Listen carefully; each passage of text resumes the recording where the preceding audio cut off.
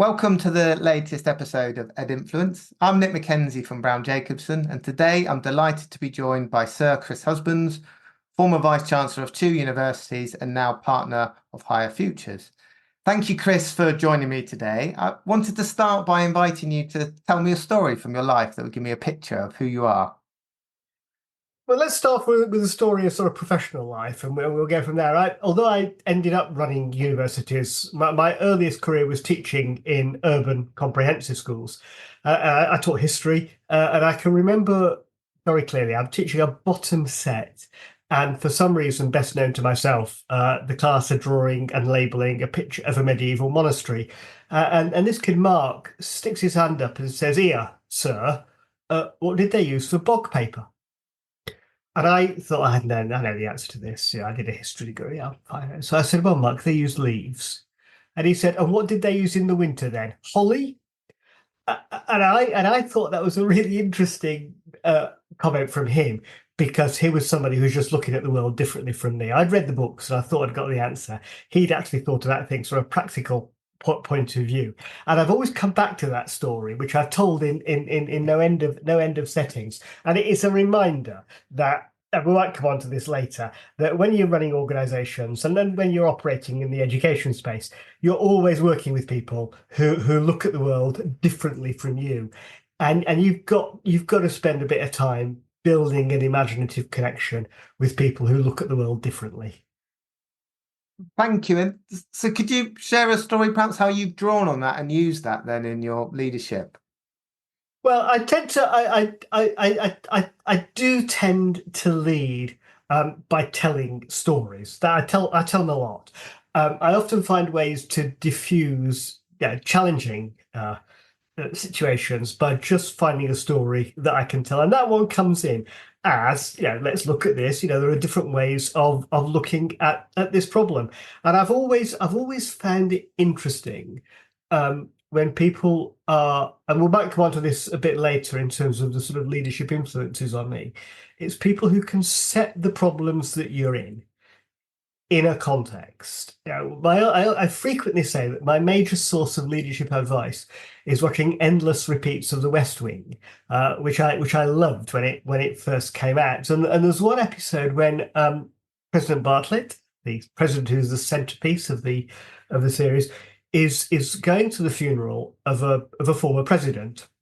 And because it's a funeral of a former president, lots of other presidents are all sort of arriving, and they all tell stories about the problem. It's called The Stormy President, and they all tell problems about the problems that they had to deal with when they were running the United States. And the point of the episode is that everybody thinks their president is a stormy president, and actually everybody has got different challenges, and we have to find ways of overcoming them. So there you are. I've told you another leadership story, and I keep telling these stories, but just keep thinking. What's the story here? What's the point at issue? I think it's a really interesting thing to hang on to. And how important a tool do you think storytelling is for a leader? Is it a must-have, or is it good if you've got it? It's a great question. Is it a must-have? Well, I'm always slightly apprehensive about saying almost anything is a must-have. I think that the thing about being a leader is that you bring yourself and you bring your assets and you bring your weaknesses.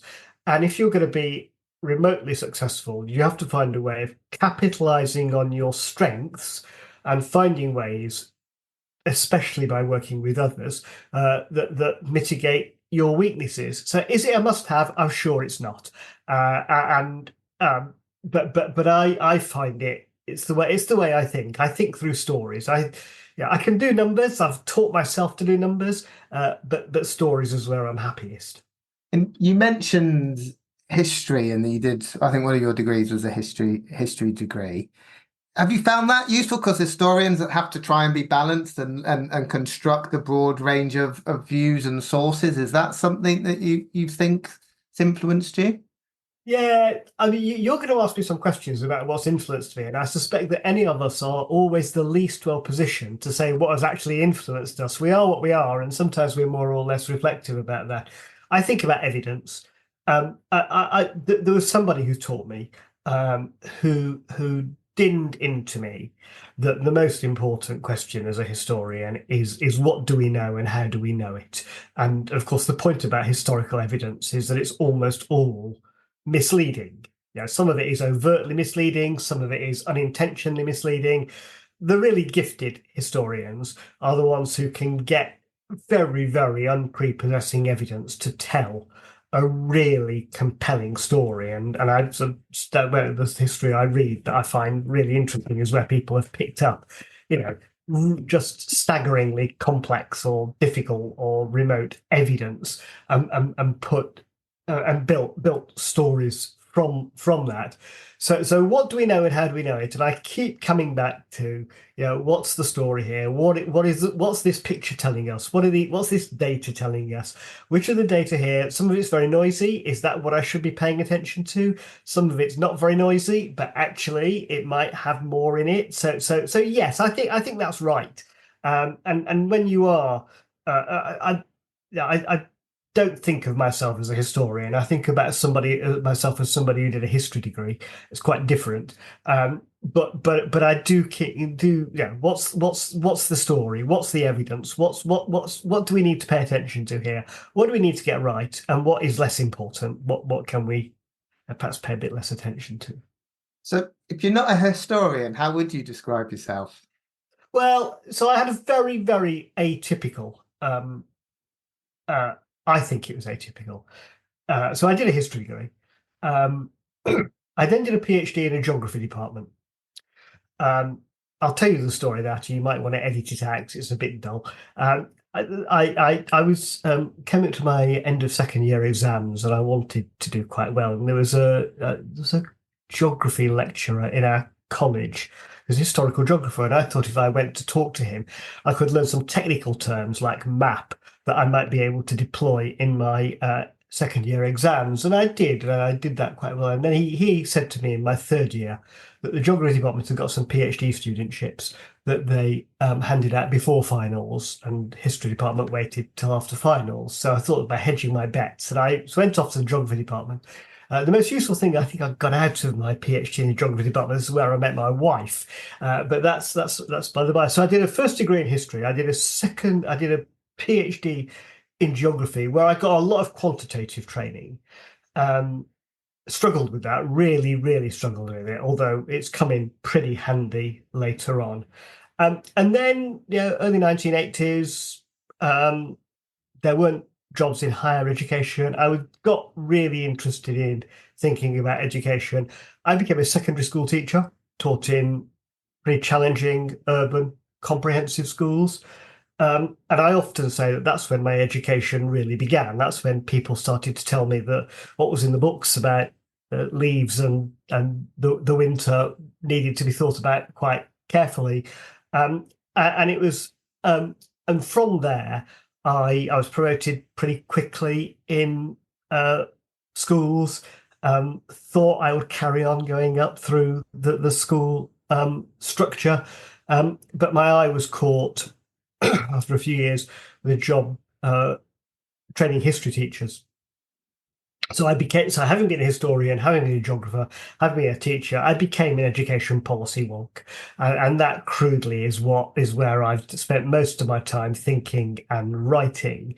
But I do sort of think that really quite eclectic educational background was something that has given me a wide range of points of reference. I think I like to draw on a whole range of stuff, and having been an education policy wonk. I worked out that I wasn't top class. Right? I'm clear about that. I think I'm second rank, and I think there are lots of people who are better policy analysts than me.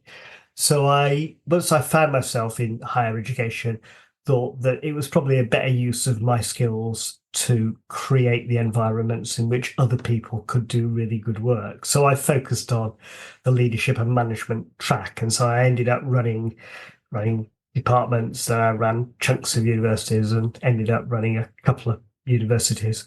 So it's been, I would say I've had sort of 4 or 5 different careers, and they've all been quite interesting.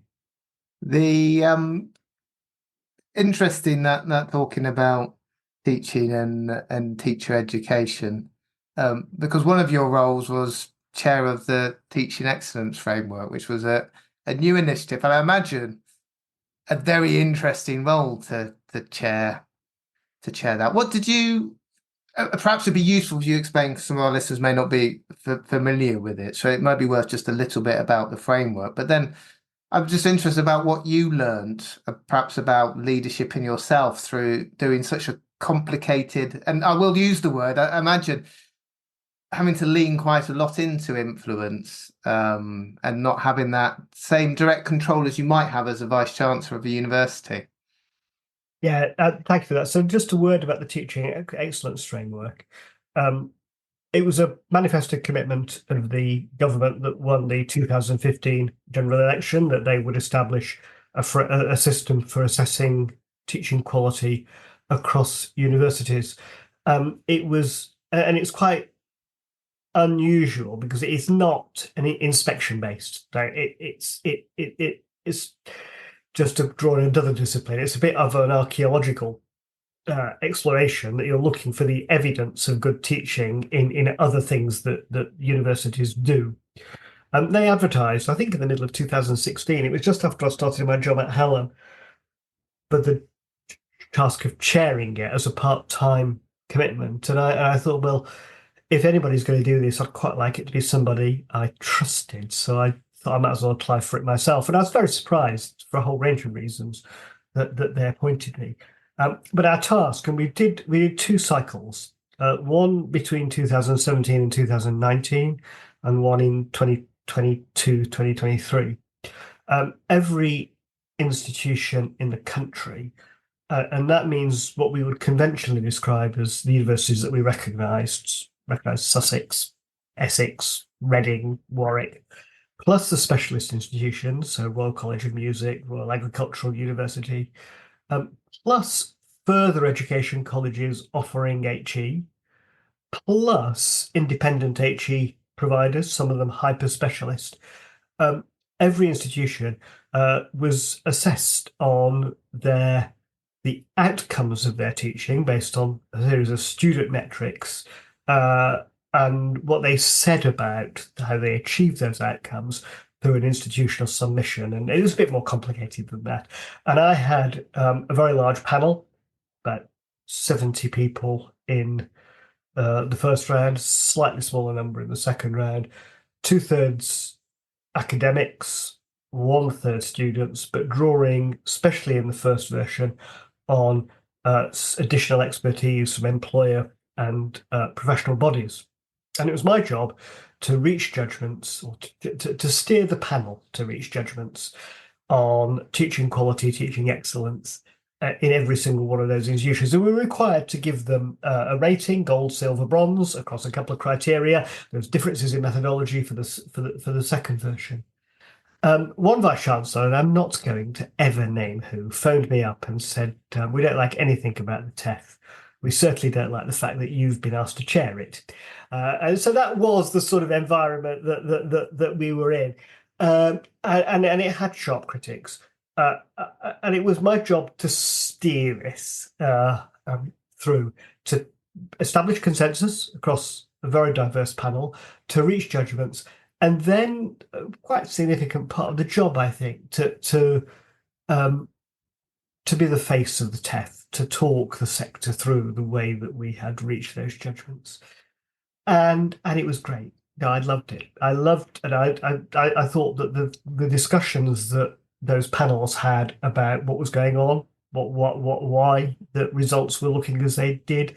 I remember saying that, because it was all anonymized later, but I wish we could have just filmed and taped some of the discussions, because they were really sophisticated, and people trying to use the data to get absolutely on top of teaching excellence processes across the sector. My deputy, Janice Kay, with whom I now work very closely on higher futures, said that it wasn't the first time that people had tried to audit teaching excellence in the sector, but previous attempts had it's her phrase, it's a great phrase, not touched the sides, that they'd sort of been bureaucratic processes. And what the TEF did, and I don't think anything else has quite succeeded in doing this, was to get teaching excellence and teaching quality as a strategic issue onto the agenda of the executive team of the university. And that was I think that's a great plus. And I think we've learned a huge amount about what excellence looks like, what excellence looks like for different groups. We've learned about the fact that there are institutions that look as though they're doing a pretty good job, but they may have, white working class males or mature Muslim females who they're just not getting through to, and so there's a lot of working about what's the engagement processes going on in institutions, and it was a real privilege. I think I learned a huge amount. What did I learn above all else? So all of us, however hard we try, if we're not careful, come into higher education with a set of stereotypes. We think that because this place is what it is, certain things about its quality flow from that. And I think the TEF demonstrates that's at the very, very best, a quarter truth, that there is excellence throughout the sector. There is outstanding progress in some FE institutions who are keeping highly marginalized student groups on track for success and delivering real added value for them. There are specialist institutions that have got such a sophisticated analysis and understanding of the pedagogy of their discipline that they can perform miracles with their student cohorts. And then you've got the really big multi-faculty universities that are trying to juggle comprehensiveness and specialism. And there is excellence to be found throughout that, and I hope that we significantly upped the breadth and depth of the feedback we were able to provide for the second cycle of the TEF, and I hope that what we've created there is a sort of massive resource that people can use to shape their own thinking about their teaching strategies. Really interesting that you started life as a teacher. There's obviously a different framework in the school system through Ofsted, in terms of as a formal inspectorate against an absolute framework. Not to replace that, but I'm just curious with your experience of teacher educators. Is there anything that you think from your work that could be interesting in the school system, particularly as they're moving to larger groups? And I'm particularly taken by what you're saying about connecting the executive to the teaching excellence. Yeah, that's a really, really good question. I did a lot of work with Ofsted in the past, before I was involved, well before the TEF was thought of. And although I think that there are a whole series of very challenging questions for school inspection, on balance, I'm pretty sure that Ofsted has been a force for good since its establishment in 1991. It's not a universally popular view. I once wrote a blog post called In Defence of Ofsted, and I think they have done some really impressive stuff. And I think that conversations across sectors really, really important. I think Ofsted is absolutely unrivaled in its command of evidence, in its the comprehensiveness of its review. I think some of the recent trimmings for cost reasons of the Ofsted methodology have slightly degraded that. I think we in the TEF, it's a different enterprise, much smaller scale and much lower cost. But I think we were really good at shining a light on the trajectories of different student groups. I've had conversations with not with the current chief inspector because he's relatively new in post, but with the previous chief inspector about what we might learn and what we might not learn from each other. So yeah, and it is this where the position that I've found myself in.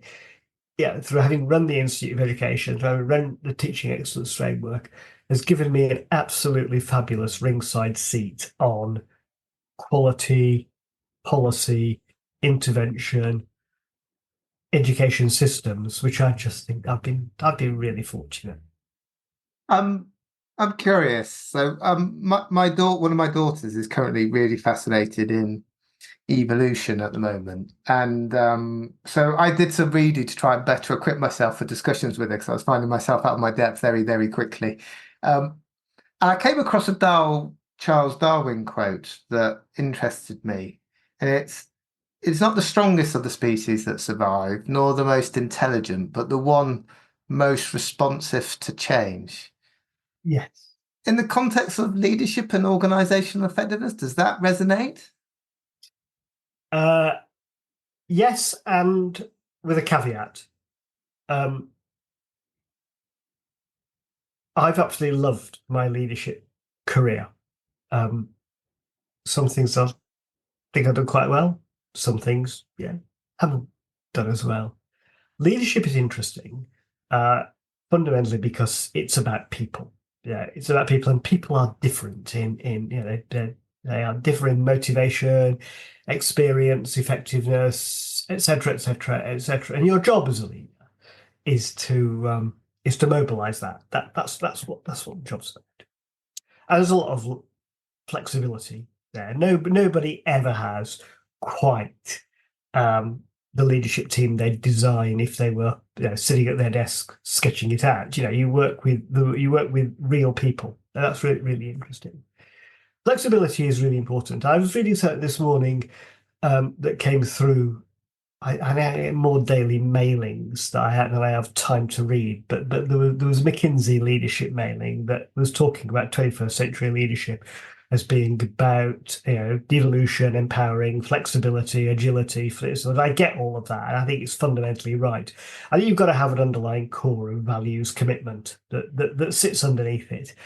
So it's not just about being flexible. It's not just about being adaptive. Those things are really, really important. It's also about having that underlying sense of the moral value commitment of being leader. And the point where any of these become interesting is how different ideas intertwine at different stages. At what point do you hold on to your values tightest? At what point do you need to be most flexible? At what point do you need to devolve most accountability and responsibility to teams? At what point do you need to centralize and pull things together? When do you need to challenge? When do you need to support? All those things. Those are questions of balance, and I think that anybody who ever says they've got this sorted is wrong. It's a constant shuttling between the different perspectives that I think makes this engaging and interesting. Thank you.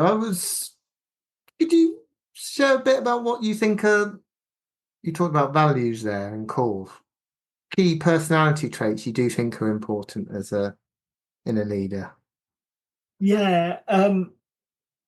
So the leadership literature has sort of slightly moved away from trait theory as a basis, and partly because um, the evidence tells us that the traits of successful leaders in some contexts are not successful traits for in other contexts. It's often why you find people who've been really good head teachers or football managers with one school or club, and then they move somewhere else. They try to do the same things, and it doesn't work. So traits, I think, is only part of the story. I think it is fundamentally about being endlessly curious. You've got to keep asking questions. You've got what is going on here? What is this? Why is this interesting? And I've been really lucky, right? But I've worked in some quite challenging situations. Um, I've always taken my job incredibly seriously. Uh, and I've always thought really hard about it. And there have been some times when I've got very emotionally tied up in some of the stuff. But I have also uh, tried to hang on to a sense of humour, uh, trying to be able to put things in context. I always say that one of the things that is different about running a university as compared to really difficult jobs, like being a heart surgeon or an air traffic controller, is that however difficult the situation is, you go to bed at night, you wake up in the morning, and you get another chance to look at the issues or the problems or the challenges. It's planes don't crash, etc., etc., etc. So I've tried always to say to work with the grain of people and just to keep a sense of perspective. But for me, the fundamental thing is to be curious. I'll tell you a story. It doesn't quite flow, but it's sort of so. A couple of years ago, actually, it's probably 18 months ago, when I ran Sheffield Hallam, we had a research nursery in a very materially impoverished part of East Sheffield. And I was cycling back from nursery, and somebody knocked me off my bike. So the first thing he said when he knocked me off my bike was that he was very sorry. He stopped. He was very sorry, but his cataract operations had been cancelled in the pandemic, and he couldn't really see where he was going. So that was right. Got us going. And then he said he thought I was really a road sign because I was wearing a red cycling jacket. We were standing around looking at my slightly mangled. I was fine. My bike was a bit mangled, and I phoned for somebody to come and pick my bike up. And he and I are standing there. And it was a part of Sheffield where you don't really get many people in suits and ties. So he said, "So what do you do then?" So I said, "Well, I run Sheffield Hallam." And he said, "Oh, right." He says, "Well, my granddaughter's doing a nursing degree with you, and she's got real problems with her timetable." And that's what we had the conversation about for the rest of the time. And I went back and I did a bit of hunting around as to what the timetable problems would be. But it is this sense you've got to find a way of being, in any situation, of finding out, something that piques your curiosity. And for us, we got there. It was the timetable. So on curiosity, then, one of the things I think is interesting to look at, I thought you were perhaps going to say this earlier, but I'm not sure you did. Where do you go outside the traditional sector that you're in to look for inspiration when you're trying to solve a challenge, take an opportunity, get that inspiration? When you're trying to promote your curiosity, what do you do? Okay, so there's various answers to that. I've already said one of them. My endless repeats of the West Wing. Really interested in politics, really interested in political decision making.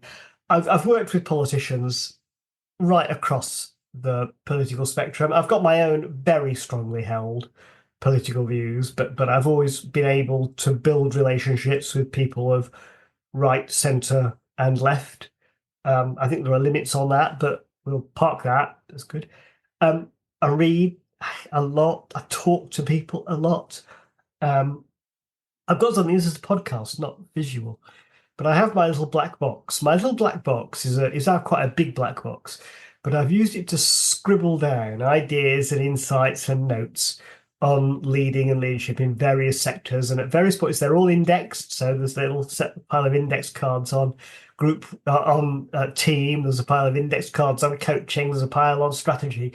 My black box has made me a figure of fun in every job I've done for the last 25 years. But actually, I've found that that it's a really useful resource. Now, when I'm giving talks, my black box is very helpful. I've been able to draw on people. There's a couple of great leaders I think I've learned from. As one who I always quote, a guy called David Watson. David Watson was he became Vice-Chancellor of Brighton. Well, that's not quite true. He became Director of Brighton Poly when he was 40. He was very young. He'd been promoted very quickly. Very gifted leader. Did that job for 15 years and then just decided he wanted to become a jobbing professor at the Institute of Education, which is where I really got to know him. And David then went on to be Master of an Oxford College. Tragically died about 10 years ago now, far too young. He was in his mid-60s. But David was just endlessly curious about the world, and he's somebody who I used to, when I was really stuck, I would go and talk to David. He wrote a lot. Now, when I get really stuck, I go and read something that David wrote, and it's my substitute for talking to David. Uh, could we delve into your black box now? You probably, if you got it there, what comes out of it? Wow, I could see it. That why don't you just choose something out of the black box?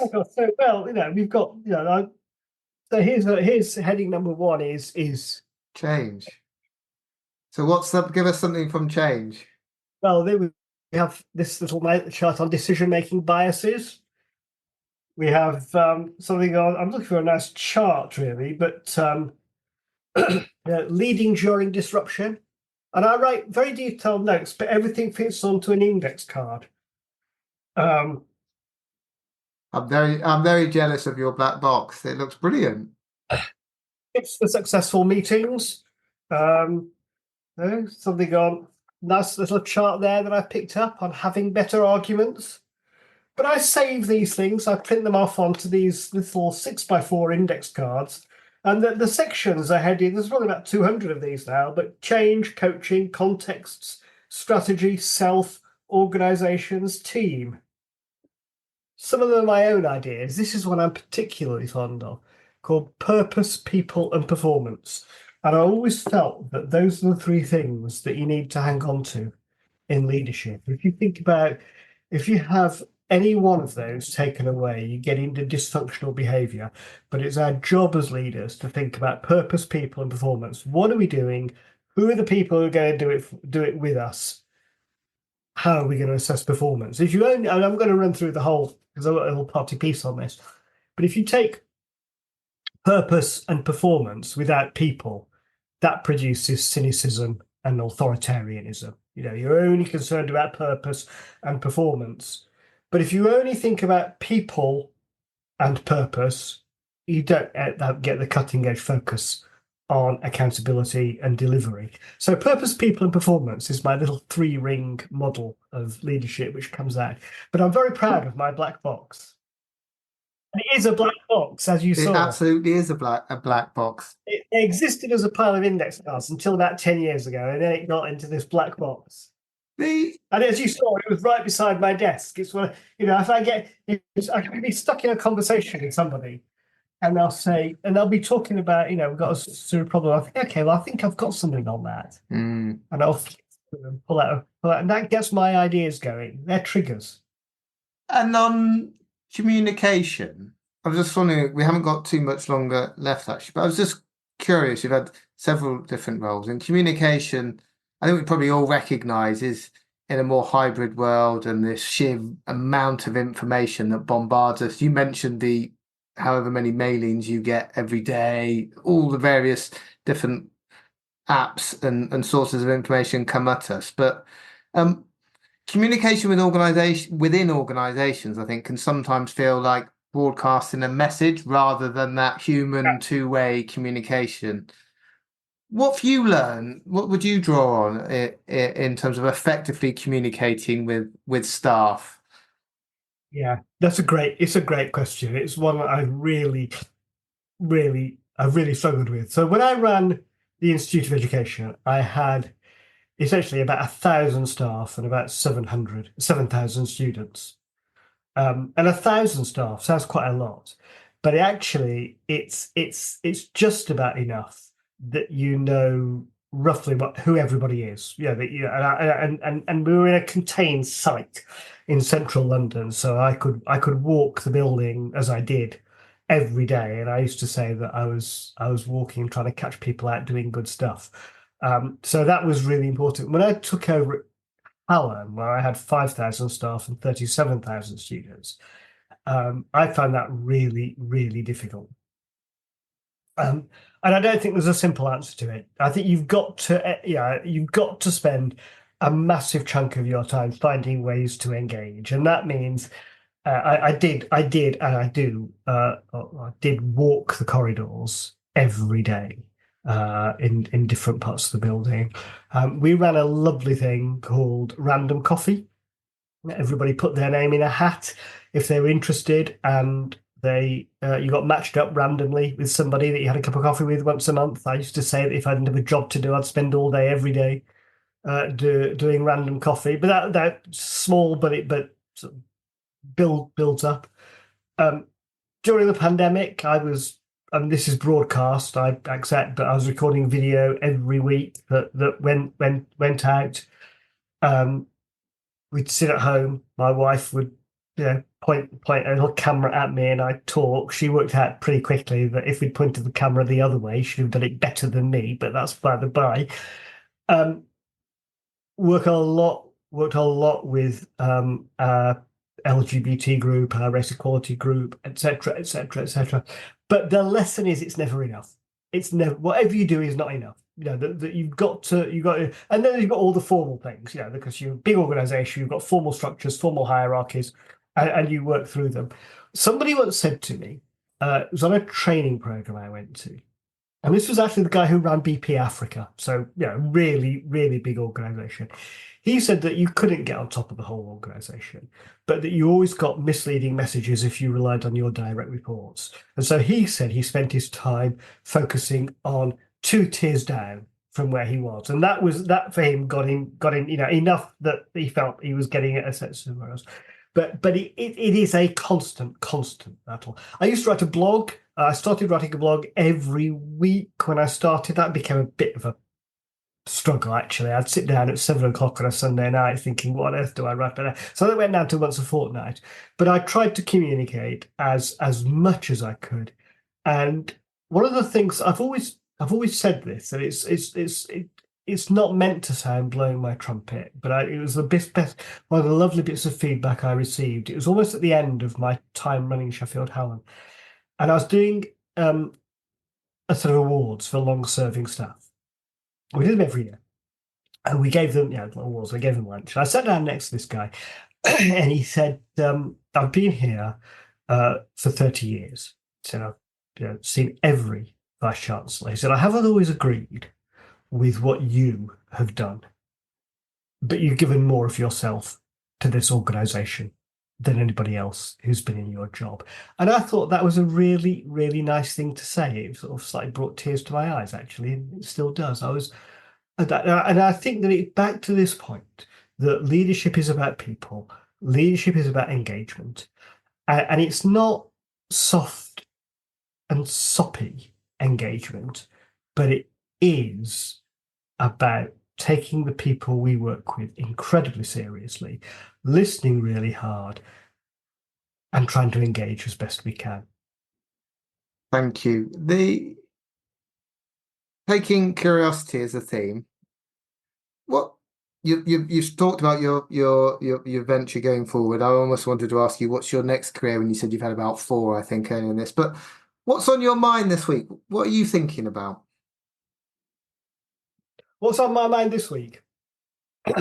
So I've got another card on my desk, which was written by my wife, which has 2 letters on it, and those letters are NO. It's because I've said yes to far too many things. So I've got a lot of juggling to do this week.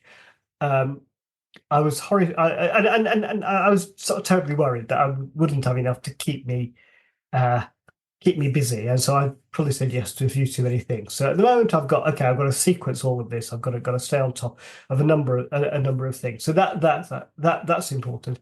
And like I suspect the vast majority of people in this country and others, I'm really exercised about the American election tomorrow. By this time this podcast goes out, it will either have settled in a broadly sensible way, or we'll be working out what the consequences are for democracies around the world. So, but at the moment, of logistics are in my head at the moment. Well, thank you for saying yes to me and not no. Conscious of time, I was curious the last few questions, but what would you say is the mission that drives and connects your leadership roles? That's a really good question. I think George Orwell says somewhere that you should never believe anybody in what they say about themselves, because everybody misleads themselves. I went into. I thought if I go all the way back to 1983, I thought I would have an entire career in school teaching, and I I really wanted to make a difference. It sounds a bit naive, doesn't it? We all say that. I wanted to make a difference. I am where I am. I am. We haven't really talked much about this. I'll just riff on this for a minute. But I am where I am because of the educational opportunities I received, and that happened because of a particular conjunction in time. Free secondary education, 1944, free higher education, 1961. They gave me opportunities that my parents, grandparents never had. And I was really passionate about creating opportunity. Education made a difference for me. Why do I care about teaching excellence? Because it makes a difference in education. Why do I care about education policy? Because it's how we deliver change in society. So it is that sense of creating opportunity and creating opportunity as broadly as possible in society, because the only way we get to a more equitable and fairer society is to spread opportunity as far as we can. The evidence is really pretty clear on that. You create more opportunities, you create more avenues for people to succeed. Thank you. So, final question for me then. What's the best advice you would give a learning leader based on your own experience? The best advice for a learning leader is to keep learning. And you might not be like me and have your black box, but somewhere along the line, you've got to have a reflective ability, a reflective commitment to keep learning, keep asking questions, stay curious. Thank you very much, Chris, and thank you for joining me today. I've thoroughly enjoyed our discussion, and I do hope our listeners have as well. Thank you very much for having me. I've really enjoyed it.